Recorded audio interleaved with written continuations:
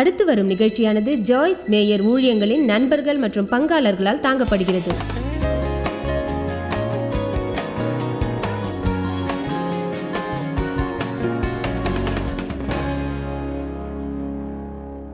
நாம் முதலில் பேசும் காரியத்தை பார்ப்போம். யாருக்கு நினைவிருக்கிறது என்று? ஞானம் சரியான பதில்.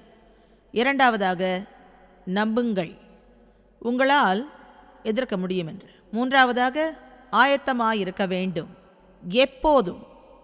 அடுத்த காரியம், சோதனைக்கு உட்படுத்தும் காட்சிகளை நாம் தவிர்க்க வேண்டும். எப்படி சொல்வதென்று தெரியவில்லை, எவ்வளவு முக்கியம் நீங்கள் யாருடன் பழகுகிறீர்கள் என்பது. யாருடன் மிகவும் நெருங்கிய ஐக்கியம் உண்டு? யாருக்கு செவி கொடுக்கிறீர்கள்? என்ன பார்க்கிறீர்கள்? என்ன கேட்கிறீர்கள்? எம்மாதிரி புத்தகங்களை பார்க்கிறீர்கள் என்பது மிக முக்கியம். இங்கு இப்போது இது ராக்கெட் சயின்ஸ் அல்ல. நீங்கள் ஒரு ஆணாக இருந்த ஆபாச படம் பார்க்கும் பழக்கம் இருந்தால், உங்கள் மனைவி வாங்கும் பத்திரிகையில் அரைகுறை ஆடை அணிந்த பெண்ணின் படம் இருக்க, அதை உங்கள் சாப்பாட்டு பையில் மறைக்க வேண்டியதில்லை. உங்களிடம் எனக்கு வெளிப்படையாக பேசுவதை தவிர வேறு வழி தெரியவில்லை, தெரியுமா? அதாவது நானும் ஒரு பெண். அந்த மாதிரி படங்கள் உள்ள பத்திரிகைகளை நான் வெளியே எறிந்திடுவேன். ஏனென்றால் அரை நிர்வாண படங்கள் என் வீட்டில் இருக்க நான் விரும்புவது இல்லை. எனக்கு வேண்டியது அது அல்ல. அது வெறும் புஸ்தகம் தானே. எங்கள் மகன்களோ அல்லது மகள்களோ அதை பார்க்க விருப்பமா? நாம் நமக்காக போராட ஆரம்பிக்க வேண்டும். அதனால் நீங்கள் மதவெறியராக மாற வேண்டும் என்று நான் சொல்லவில்லை. ஆனால் சொல்வது புரிகிறதா? நாம் பரிசேயர்களைப் போல இருக்க வேண்டாம். ஒரு பெண்ணை பார்த்தவுடன் பாவத்தில் விழுவது. நான் அதை பற்றி பேசவில்லை. ஆனால் நாம் யாருடன் நேரத்தை செலவிடுகிறோம் என்பது முக்கியம்.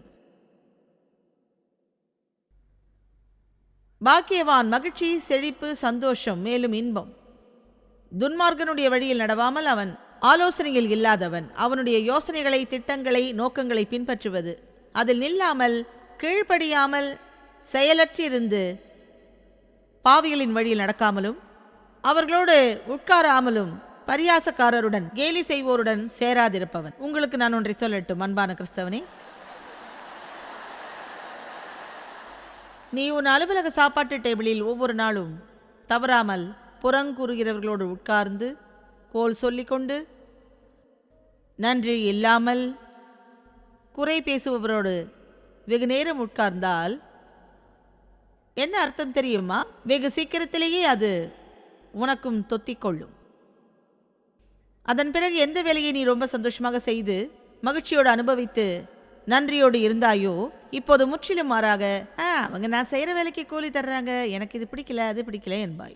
என்னோட டெஸ்க்கு கிட்ட ஒரு ஜன்னல் கூட கிடையாது, இங்கே ரொம்ப குளிராக இருக்குன்னு நினைக்கிறேன், ஆனால் அங்கே சூடாக இருக்கும், இப்படி போய்கொண்டே இருக்கும். சிறந்த விஷயம் ஒன்று செய்யலாம். அப்படிப்பட்டவர்களிடம் அளவான நட்பு போதும். அவர்களை நீங்கள் நம்ப செய்ய வேண்டிய அவசியம் இல்லை. அவர்களை விட நீங்கள் மிக உயர்வானவர்கள். அவர்களுடன் மதிய உணவை 3 மாதத்துக்கு ஒரு முறை கூட ஒன்றாக அமர்ந்து சாப்பிடலாம். மேலும் அவர்களோடு அமர்ந்து பேசி அவர்கள் எதிர்மறையாக சொல்பவற்றுக்கு நீங்கள் நேர்மறையாக பேசிடலாம். ஆனால் நீங்கள் வெறுமையாக பாவிகள் வழியில் அமர்ந்திருக்க அவசியம் இல்லை. சும்மா உட்கார்ந்து அங்கு வெறுமையாக அமர்ந்து கொண்டு அதிலேயே மூழ்கி போனவர்களாக மூழ்கி போவீர்கள். நான் நம்புவது நமது வாழ்வியல் முக்கியமானது நாம் யாருடன் அதிக நெருக்கமாக இருக்கிறோம் என்பதைத்தான். யாரோடு நாம் அதிக நெருக்கமாக, சாதாரணமான ஐக்கியம் அல்ல, உண்மையில் அவர்களோடு அதிக நேரத்தை செலவிடுவோம். நம்மை சுற்றியுள்ள நபர்களே மற்றவரை விட நம்மில் அதிக தாக்கத்தை ஏற்படுத்துவார். வேதம் சொல்கிறது, இரும்பை இரும்பு கருக்கிவிடும். நீங்கள் உங்களை சுற்றியுள்ள நபர்கள் உங்களுக்கு அவர்களின் சுபாவத்தின் மூலம் சவால் கொடுத்து இன்னும் மேலாக தேவனோடு உள்ள உங்கள் உறவை வளர்த்திட வேண்டும். அவர்கள் ஒரு பிரசங்கத்தை உங்களுக்கு செய்ய வேண்டியதில்லை, அவர்கள் வாழ்க்கை முறையே பேசும். ஒரு முறை தேவனுடைய பிறந்தநாள் பார்ட்டியில் நாங்கள் அவரோடு கோல்ஃப் விளையாடும் நண்பர்களை அழைத்திருந்தோம். அவர்களில் ஒருவர் என்னிடம் சொன்னார், ஒன்று தெரியுமா, தேவ் அருமையானவர். அவர் எப்படி கோல்ஃப் விளையாடினாலும் சரி, அவர் மிகவும் சாந்தமாக இருப்பார், கோபப்பட மாட்டார். அது அநேக வருடங்கள் அப்படியே இருக்கவில்லை. அதாவது எனக்கு திருமணமான புதிதில் தேவ் கோல்ஃப் பந்தை மரத்திற்கு நேராக அடிப்பார். மேலும் அது பார்க்க நன்றாக இருக்காது. ஒருவேளை நானும் அவருடன் போய் முயற்சித்து, அதாவது நல்ல மனைவியாக, சரி அதுதான் உங்களுக்கு விருப்பம் என்றால் அப்படி இருக்க முயற்சிக்கிறேன் என்று சொல்லிவிட்டால், மழை வந்தாலும் வீட்டிற்கு செல்லாமல் பனியில் நடுங்கிக் கொண்டிருந்தாலும் சரி, அவருக்கு அவருடைய கேமை முடிக்க வேண்டும். ஆனால் இப்போது மாறிவிட்டார் தெரியுமா? தேவன் நம்மை மாற்றுகிறார் நம் நேரத்தை அவரோடு செலவிடும் போது. இப்போது இங்கு அவர் கால்ஃப் விளையாடும் விதமே மற்றவர்களுக்கு சாட்சியாக இருக்கிறது. அதாவது அவர்கள் பொறுமையில் இருக்கவோ கோபப்படவோ அவசியமில்லை என்பதை அறிகின்றார்கள். ஏனென்றால் அவர்களுக்கு முன் இவர் அப்படி இல்லை. எங்கு நாம் சென்றாலும் நாம் சாட்சியாக இருக்க வேண்டும். நாம் பிரசங்கிக்க வேண்டாம், அனைவருக்கும் நம் வாழ்க்கையை பிரசங்கமாக இருக்க வேண்டும், நம் அருகில் வருபவர்களுக்கு. ஆமென்.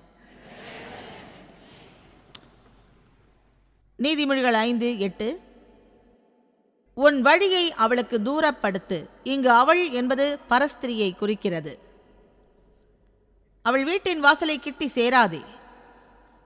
சோதனைக்குட்படுத்தும் காட்சியை தவிர்த்திடுங்கள்.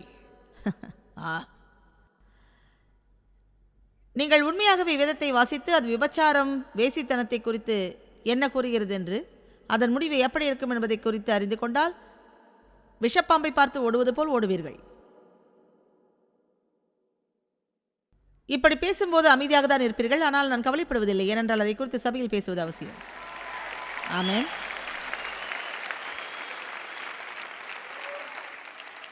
நான் ஒரே மனிதரோடு 43.5 வருடங்கள் வாழ்ந்துவிட்டேன். மேலும் ஒரு தலைவலியை தேட நான் விரும்பவில்லை.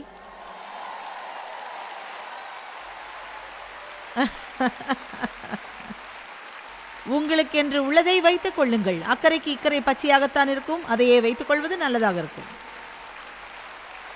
ஆமென்.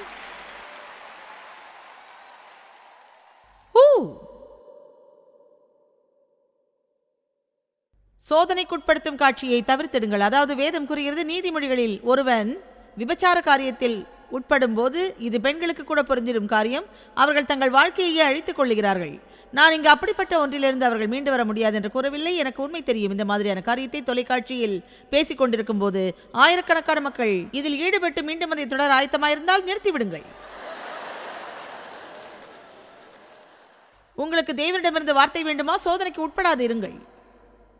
சோதனைக்கு விலகி ஓடுங்கள். அதோடு விளையாட வேண்டாம். ஏன் மக்கள் சோதனைக்கு உட்படுகிறார்கள்? அவர்கள் அதை பிரியப்படுத்துகிறார்கள்.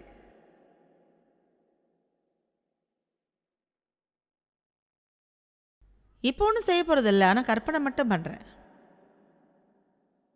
நீங்கள் பாவத்தை மேற்கொள்ள மாட்டீர்கள், உங்கள் சிந்தனையை மேற்கொள்ளாவிட்டால். ஆமென். எங்களிடம் ஒரு சகோதரன் இருந்தார். தினம் காலை ஒரு பெண்ணிற்கு அலுவலகத்திற்கு டோனட் கொண்டு வருவார். 1.5 வாரத்திற்கு பிறகு நான் போய் அவர்கள் நடுவில் நின்றேன். நான் சொன்னேன், நீ எல்லோருக்கும் டோனட் கொடுக்க ஆரம்பி, அல்லது டோனட் கொண்டு வராதே.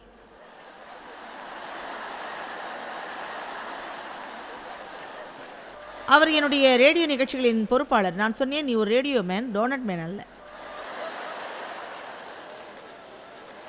அப்படிப்பட்ட காரியங்களுக்கு நீங்கள் முற்றுப்புள்ளி வைக்க வேண்டும். அவன் அவளுக்கு டோனட் கொண்டு வருவதில் என்ன தப்பு என்பீர்கள்? ஏதோ ஒரு தவறு அதில் இருந்தது. ஏனென்றால் என் ஆவியில் நான் அதை உணர்ந்தேன். ஏன் அவன் அவளுக்கு மட்டும் அதுவும் தினமும் கொண்டு வர வேண்டும்? ஒருவேளை அவன் அது வெறும் டோனட் என்று நினைத்திருக்கலாம். ஆனால் நான் சொல்வேன், அது ஒரு பெரிய பிரச்சனையாகவே மாறியிருக்கும்.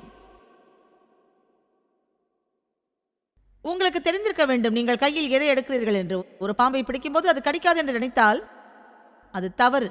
1 கொரிந்தியர் 5:9-11. நான் மிக ஆனந்தமடைகிறேன். நான் சாய்ந்து கொள்ள இது இருக்கிறது.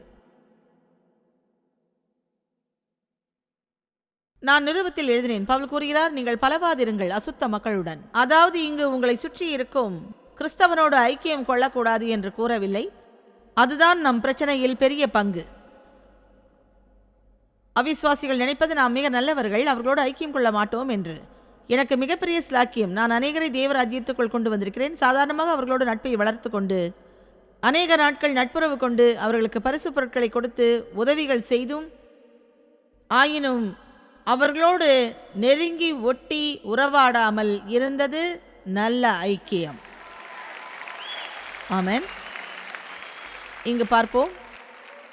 அதன் அர்த்தம் நீங்கள் முற்றிலும் விலகி இருத்தல். இந்த உலக மக்களை தள்ளிவிடுவதல்ல, அல்லது பேராசைக்காரர்கள், ஏமாற்றுக்காரர்கள், விபச்சாரக்காரர்கள். அப்படியென்றால் நீங்கள் இந்த உலகத்தையும் மனுக்குலத்தையும் விட்டு ஓட வேண்டியிருக்குமே.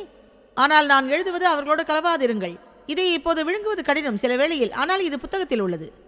நீங்கள் களவாதிருக்க வேண்டியது ஒருவன் சகோதரன் என்னப்பட்டவன் விபச்சாரக்காரனையாவது, பேராசைக்காரனையாவது, விக்கிரக ஆராதனைக்காரனையாவது, எவனுடைய ஆத்துமா மற்றவைகளுக்கு படைக்கப்பட்டதோ தேவனை தவிர உதாசீனனையாவது, புறங்கூறி குற்றப்படுத்தி அசட்டையான பேச்சு தூற்றித் திரிபவன், குடிகாரர், கொலைகாரர், வெறியர்களாய் இருப்பவர்களோடு நீங்கள், அதாவது அப்படிப்பட்டவர்களோடு நீங்கள் ஒன்றாய் போஜனம் பண்ணக்கூடாது.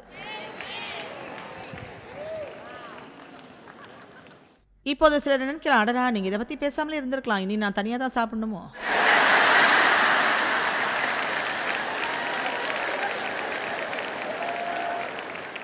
நாம் அதிகம் செய்ய வேண்டியது சத்தியத்தை அன்போடு பேச வேண்டும். ஒருவேளை நீங்கள் கிறிஸ்தவ சகோதர சகோதரியோடு இருந்து அவர்கள் நடக்கை தவறாக இருந்தால், நீங்கள் உண்மையில் அவர்களை நேசித்தால் அன்புடன் நீங்கள் அவர்களுக்கு சொல்ல வேண்டும், நீ இப்படி செய்வதால் உன்னை நீயே காயப்படுத்துகிறாய், தேவன் நமக்கு நல்லவராக இருக்கிறார்.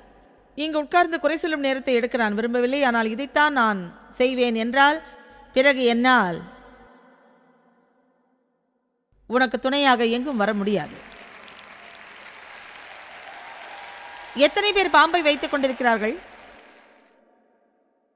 என்று தெரியாது, அதை காயப்படுத்த விரும்பாமல், உங்க உணர்வுகளை நான் காயப்படுத்த விரும்பல, என்ன இருந்தாலும் நம்ம எல்லாருக்குமே பிரச்சனைகள் இருக்கு. ஆம், அப்படித்தான். மேலும் நாம் பொறுமையாக இருக்க வேண்டும். வேதம் சொல்கிறது, அந்த அன்பு விலை கொடுத்திடும். நான் ஏதோ சும்மா பேசிவிடவில்லை. இப்படிப்பட்ட சுபாவ கோளாறு உள்ளவரை பற்றி எத்தனை பேருக்கு தெரியும்?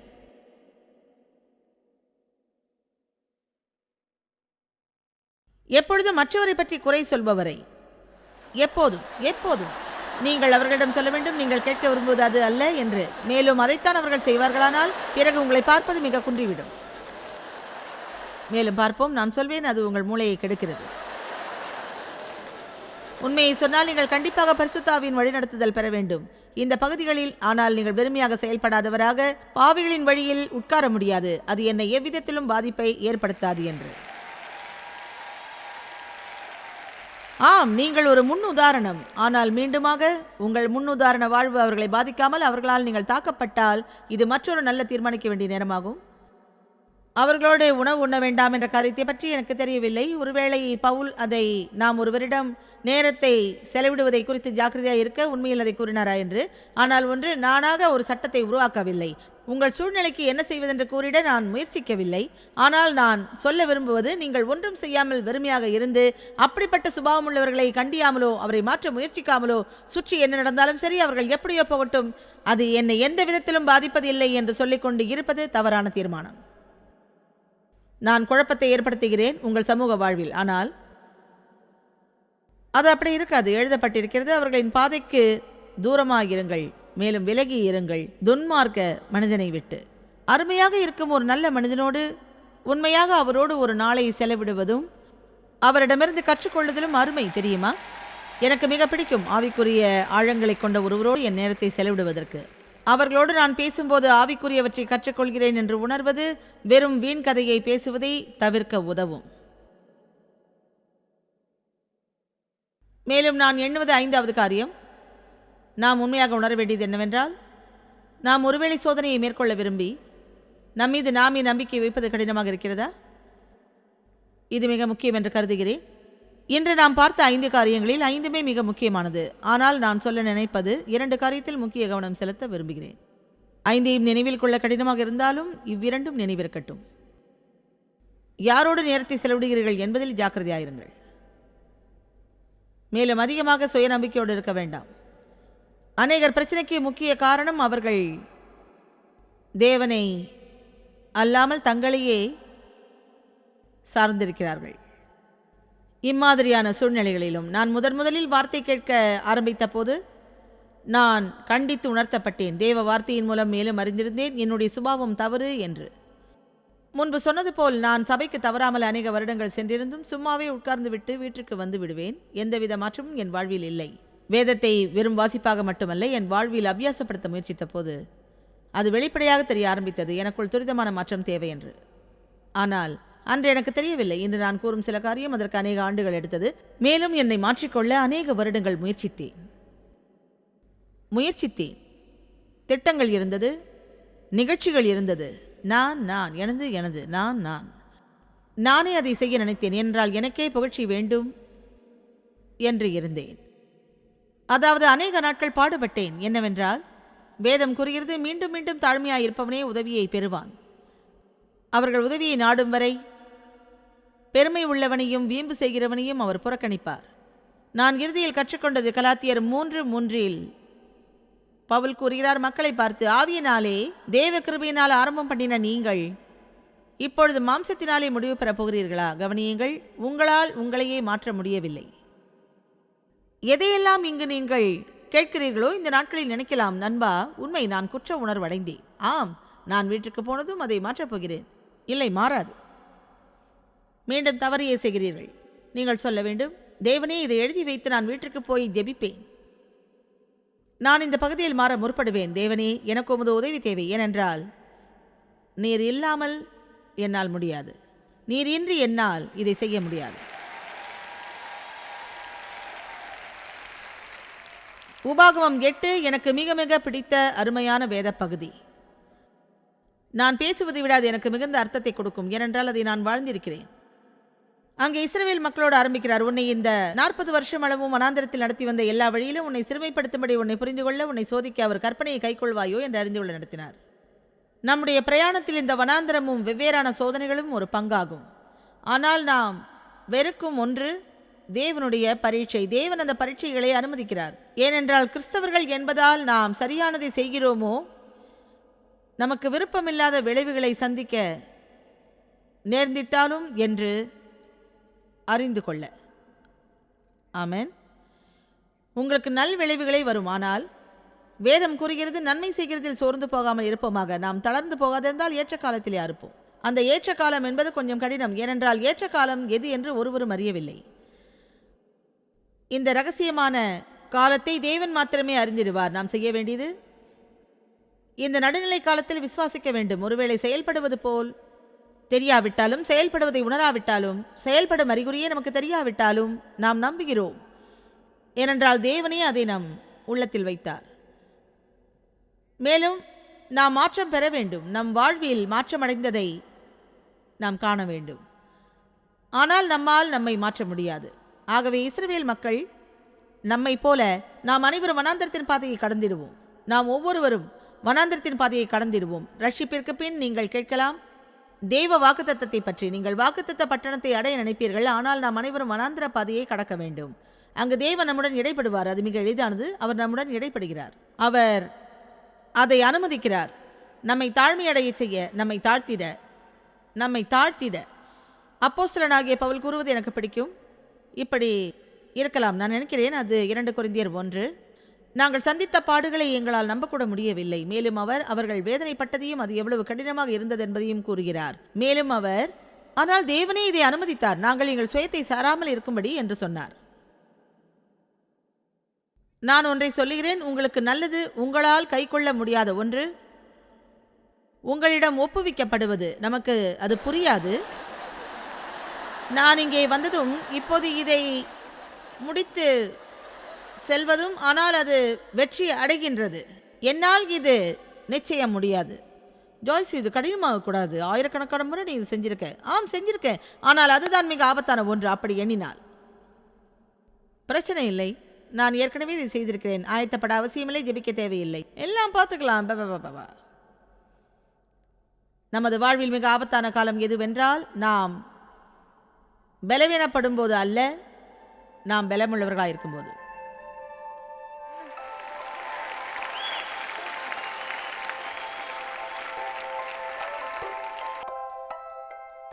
வாரம் முழுவதும் நேயர்களின் சோதனைக்கு உட்படுதலின் கேள்விகளுக்கு பதிலளித்திருக்கிறேன். மீண்டும் நினைப்பூட்டுகிறேன், விட்டு விடாதீர்கள். விடாமுயற்சியோடு இருந்தால் நீங்கள் கட்டாயம் மேற்கொள்வீர்கள். மேலும் ஜிஞ்சர் நம்மோடு சில கேள்விகளோடு இருக்கிறார். சோதனையை மேற்கொள்வது எப்படி என்று. ஜிஞ்சர் 2 கேள்விகள் பாக்கின்னு நினைக்கிறேன். அது நல்ல கேள்விகளாக இருக்கும். ஆமாம், நீங்கள் சொல்கிறது உண்மைதான். இப்போ நம்ம நிறைய கேள்விகளை வச்சுருக்கோம். நீங்கள் இந்த வாரம் முழுக்க சொன்னீங்க, நம்ம கடவுள்கிட்ட பேசினா நம்ம மாற்றம் அடைவோன்னு. ஆமாம். அப்புறம் நம்ம அவருடைய சுபாவத்தை அடைகிறோம். நம்மளுடைய சோதனையிலேருந்து அவரை காப்பாற்றுறாரு. சோதனைகள் எப்பவுமே முடியாத ஒன்று. எப்பவுமே சோதனைகளை அதிகமாக பார்த்து ஷேன் என்ற ஒருத்தங்க நமக்கு என்ன கேள்வி அனுப்பியிருக்காங்கன்னா, எனக்கு இருக்கிற சோதனை பொறுமை இல்லாம கோவப்படுறது. எப்படி நீங்கள் உங்களையே கட்டுப்படுத்தி ஆறுதல் அடைய செய்வது பிரச்சனை பெரிதாவதற்குள்? முதலாவதா ஒரு காரியத்தை நான் சொல்ல விரும்புகிறேன் சோதனையை குறித்து. அது அவர்களோட கேள்விக்கு மாத்திரம் இல்லை, ஆனால் அநேகருக்கு அது உதவும். நான் நினைக்கிறேன் ஒரு விஷயம் உண்மையிலேயே எனக்கு உதவிச்சு. ஒரு உறவில் எந்த அளவுக்கு அதிகமாக தனிப்பட்ட நெருங்கின உறவு தேவனோடு கிறிஸ்துவின் மூலம் இருக்கோ அந்த அளவுக்கு நாம் அவரை நேசிப்போம். மேலும் இயேசு சொல்கிறாரு, நீங்கள் என்னை நேசித்தால் எனக்கு கீழ்ப்படிவீர்கள். அதனால் நம்ம தைரியமாக சொல்லலாம், நம்ம எவ்வளவா கீழ்ப்படுதலோடு இருக்கிறோமோ அவ்வளவா தேவனை நேசித்து தேவனுக்கான அன்பில் வளர்றவங்களாக இருப்போம். நம்மில் அவருக்கான நமது அன்பு அதிகரிக்கும். ஆக நாம் எந்த அளவிற்கு அவரை நேசிக்கின்றோமோ அதே அளவிற்கு அவருக்கும் நம்மீது அன்பு அதிகரிக்கும். அவருடைய அன்பிலே யார் வேண்டுமானாலும் வளரலாம், ஆனால் அது எந்த அளவிற்கு ஆழமானது என்பது முக்கியம். யாரை அதிகம் நேசிக்கிறோமோ அவர்களுக்காக அதிக தியாகம் செய்திடுவோம். அந்த ஒரு நபருக்காக நான் நினைக்கிறேன் சோதனைக்கு எதிர்த்து நிற்கிறது ஒருவேளை கடினமாக இருக்கலாம். அது பெருமையின்மையோ கோபமோ எதுவாக இருந்தாலும் சரி, நான் நிறைய தெரிஞ்சிருக்கேன். ஏன்னா அது ரெண்டையுமே என்னுடைய வாழ்க்கையில் நான் சந்திச்சிருக்கேன். நீங்கள் அந்த கோபத்தை உணரும்போது அந்த கோப உணர்ச்சி உங்களையே ஆளும்படி எழும்புது. அப்போ நீங்கள் செய்ய வேண்டியதெல்லாம் நீங்கள் சொல்ல ஆரம்பிங்க. ஒருவேளை சத்தமாக பேச முடியாத சூழலில் இருந்தால் இருதயத்தில் சொல்ல ஆரம்பிங்க, தேவனே எனக்கு உதவும், எனக்கு உதவும், எனக்கு உதவும். எனக்கு தெரியும் நமக்கு ஒருத்தரை கடிஞ்சு பேசாமல் கோபப்படாமல் பொறுமை இழக்காமல் இருக்கிறது ரொம்ப கஷ்டம்தான். ஆனால் நான் நம்புகிறேன் எவ்வளவா நாம் தேவனை நேசிக்கிறோமோ அவ்வளவா, அதாவது நாம் சித்தம் உள்ளவர்களா நம்முடைய மாம்சத்தை பாடுகளுக்கு உட்படுத்திட முயற்சிப்போம். எதுக்காகனா அவரை பிரியப்படுத்த. உண்மையிலேயே வேதம் சொல்லுது அது இருக்கும் இடம் 1 பேதுரு 4. முடிஞ்சால் சீக்கிரம் எடுத்து வாசிக்கிறேன். கிறிஸ்து நமக்காக மாம்சத்திலே பாடுபட்டதால் உங்களுக்காகவும் அந்த சிந்தையே நோக்கத்தையே ஆயுதமாக தரித்து கொள்ளுங்கள். பொறுமையாய் பாடு அனுபவி, அவரை பிரியப்படுத்த தவறிடாது. எனவே நான் யோசித்து ஆயத்தப்படுவது தேவை. சரி, என்னன்னா நான் தேவனை பிரியப்படுத்த பாடுபட வேண்டுமாயின் அவரை பிரியப்படுத்தவே பாடுபடுவேன். என்னை பிரியப்படுத்துவதை விட நான் தேவனை பிரியப்படுத்த வேண்டும். இன்றைய உலகின் நிலையை நாம் தெரிஞ்சிருக்கோம். நாம் அதிக பாடுகளுக்கு உட்படுத்தப்படலை. நாம் முயற்சிக்கிறோம் சுலபமாக தப்பிக்கணும்னு. மேலும் அசௌகரிய நிலையை விரும்புறதில்லை. அதாவது ஒருவேளை கொஞ்சம் சூடாக இருக்குது, இல்லை கொஞ்சம் குளிராக இருக்குது, இல்லைன்னா படி ஏறி தான் போகணுமா, எஸ்கலேட்டருக்கு என்ன ஆச்சு, இந்த எலிவேட்டர் சரியாக வேலை செய்யலை, புரியுதா? நம்ம இவ்வகையான வாழ்க்கை முறையோடு இருக்கிறதால தேவனோட நேரத்தை செலவிட விரும்பாமல் அசௌகரியமாக இருக்கிறத நம்ம ஒதுக்கி வைக்கவே விரும்புகிறோம். ஆக அவர் சொல்கிறாரு, இந்த சிந்தையை ஆயுதமாக தரித்து கொள்ளுங்கள். தேவனை பிரியப்படுத்த நான் பாடுபட வேண்டும், செய்வேன். மேலும் அவர் மாம்சத்தில் பாடுபட்டவர்கள் அனைவரும் கிறிஸ்துவின் சிந்தையோடு இருப்பவர். அவர்கள் பாவத்திற்கு கருத்தாய் விலகினர், அவர்களையும் உலகையும் பிரியப்படுத்துவதை நிறுத்திவிட்டனர், தேவனையே பிரியப்படுத்துவர். இன்னும் ஒரு வசனம், அவன் தன் வாழ்க்கையை ஜென்ம சுபாவத்துடன் அவனது சொந்த விருப்பங்களுக்கு இணைந்ததல்ல, ஆனால் இப்போது அவன் தேவ சித்தத்தின்படி வாழ்கிறான். உண்மையாகவே நான் நம்புகிறேன் அதுதான் பதில்னு. இன்றைக்கி டிவியை பார்த்துட்டு இருக்கிற எல்லாருமே தேவனை நேசிப்பீங்களான்றத உறுதி இல்லை. ஆனால் இன்றிலிருந்து ஒரு வருடத்திற்குள் இப்போது இருப்பதை காட்டிலும் நான் தேவனை இன்னும் அதிகம் நேசிப்பேன். ஆகவே நாம் எப்போது வளர்கிறோம், அவருக்கான நமது அன்பிலும் அவரை பற்றி இன்னும் ஆழமாக அறிந்து கொள்வதிலும். மேலும் எத்தனை ஸ்லாக்கியம் நமக்கு நம் பாவத்துக்கு மன்னிப்பை பெற்று கிறிஸ்துவின் மூலமாக தேவனோடு நெருங்கி உறவை வளர்க்கும். அதாவது நமக்கு இந்த மாதிரி வார்த்தைகள்லாம் பிடிக்காது, பாடுபடுதல், தியாகம் செய்யறதெல்லாம். எனக்கு நல்லாவே ஞாபகம் இருக்கு அந்த ஜெபம். அதாவது நான் உன்னை பிரியப்படுத்த வேண்டும் தேவனே, என்னுடைய வாழ்க்கை ஈஸியா இருக்கணும்னு. ஆனா அது அவர் செய்ய மாட்டாரு. ஏன்னா அவரு நமக்கு ஒரு சில விஷயங்களை கத்து கொடுக்கறாரு. அதாவது நம்மளை இன்னும் மகிழ்ச்சியா, நம்மளை இன்னும் சந்தோஷப்படுத்துற விஷயமா இருக்கணும்னு, நம்ம எல்லாருமே நல்லபடியா இருக்கணும்னு, நம்ம சோதனைகள் அகப்பட்டு நமக்கு பெரிய மனத்தை பெற்று வாழ்க்கையை நஷ்டப்படுத்த கூடாதுன்னு நிஜமாவே மிக ஆழமாக என்னுடைய உள்ளத்தில் நான் உணர்றேன். உங்களுக்கு நான் சொல்ல வேண்டியது, நீங்கள் ஒருவேளை ஏதோ ஒன்றுடன் போராடி கொண்டிருக்கலாம், மேலும் போராடி கொண்டு போராட்டத்துடனே இருக்கலாம். நான் நம்புகிறேன் நீங்கள் அதனோடு போட்டி போடுவதை விட்டுவிட்டு உங்கள் கவனத்தை தேவனை ஆராதிப்பதிலும் அவரை நேசிப்பதிலும், அவரிடம் நீங்கள் எவ்வளவாய் அவரை நேசிக்கிறீர்கள் என்று பேசுவதிலும், அவர் உங்களை நேசிப்பதை அறிவதிலும் செலவிடுங்கள். கிறிஸ்துவுடனான நேசத்தில் நம்மை விடச் செய்வது அவர் நம்மை எவ்வளவாய் நேசிக்கிறார் என்பதை குறித்த வெளிப்பாடுகளை நாம் பெறுவது. ஒரு காரியத்தை நான் தேவனிடம் தொடர்ந்து கேட்பேன். சில வேளைகளில் ஒவ்வொரு நாளும் கூட தேவன் எந்த நேரமும் உமது அன்பை நான் காணச் செய்யும் என்று நான் அதை இழந்துவிடக்கூடாது. தேவன் இப்படித்தான் என்று நான் நிர்ணயிக்கக்கூடாது. நான் எப்போதும் ஆச்சரியமடைய வேண்டும் அவர் நல்லவர் என்று, மேலும் அவர் எனக்கு செய்யும் காரியங்கள். எனவே நான் உணர்வது, அதாவது இது சிறந்த வழியாக இருக்கும் இந்த நாளை முடிப்பதற்கு என்று சொல்லலாம். ஆம், நாங்கள் சோதனையை எதிர்க்கிறோம், ஆனால் அது எங்கள் மாம்ச பலத்தால் முடியாது. நாம் ஜெபிக்க வேண்டும், வேதத்தை வாசித்தறிய வேண்டும். எல்லாவற்றுக்கும் மேலாக நாம் ஆழமான தேவ அன்பில் மூழ்க வேண்டும். எவ்வளவு அதிக நேசமோ அவ்வளவாய் அவருக்காக நமது சித்தத்தை விட்டு கொடுத்து அவருக்கு சரியா சொன்னீங்க. ரொம்ப அழகானது. நம்ம நோக்கத்தை சரியான இடத்துல வைக்கிறது. என்றைக்கும் போல் இன்றும் சில போதனைகளை அறிமுகப்படுத்துகிறோம். நாம் ஒருபோதும் தேவ வார்த்தையை கொடுப்பதற்கு தயங்குவதில்லை. மேலும் எனக்கு தெரியும், ரொம்ப ஜாக்கிரதையாக இருக்க விருப்பம் உள்ளவர்கள், அதிக முதலீடு செய்பவர், வார்த்தையை பெற்றிட பல தலைப்புகளில், அது புத்தகமானாலும் சரி, CD DVD ஆனாலும் சரி, உங்கள் கரங்களை நீட்டி உதவி செய்து பங்காளர்களுக்கும் எங்களது நன்றியையும் பாராட்டுகளையும் தெரிவிக்கிறோம்.